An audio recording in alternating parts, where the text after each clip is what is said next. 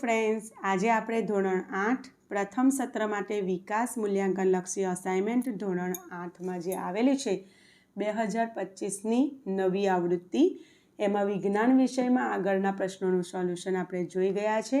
મોટા પ્રશ્નો ટૂંક સમયમાં તમારી સાથે શેર કરવામાં આવશે. આજે આપણે પ્રશ્ન 5ના કનું સોલ્યુશન જોઈશું.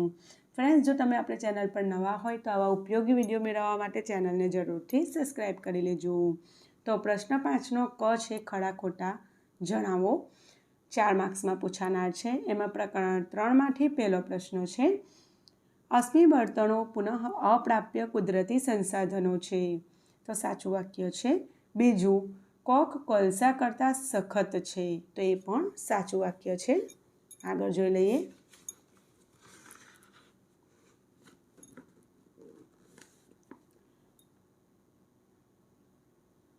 ત્રીજું, કેરોસીન અશ્મિ બળતણ નથી.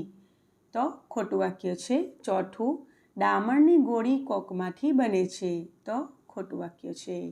પ્રકરણ 4માંથી પહેલું, કોલસો સળગે ત્યારે જ્યોત ઉત્પન્ન થાય છે. ખોટું વાક્ય છે. બીજું, મીણબત્તીની જ્યોતનો મધ્ય વિસ્તાર પીળા રંગનો હોય છે. સાચું વાક્ય છે. ત્રીજું, બળતણ તરીકે છાણાનું કેલરી મૂલ્ય સૌથી ઓછું છે. સાચું વાક્ય છે. ચોથું, વિદ્યુતના ઉપકરણોમાં લાગેલી આગ બુઝાવવા પાણીનો ઉપયોગ થાય છે. તો આ ખોટું વાક્ય છે.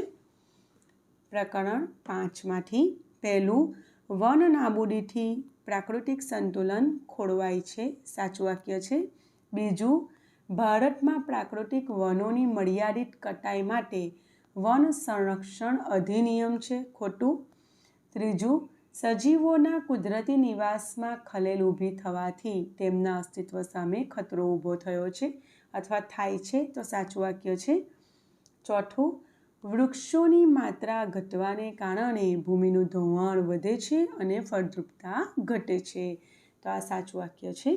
પ્રકરણ 6માંથી અમીબા કલિકા સર્જન દ્વારા પ્રજનન કરે છે. ખોટું વાક્ય. બીજું, અંડપ્રસવી પ્રાણીઓ બચ્ચાને જન્મ આપે છે. ખોટું વાક્ય.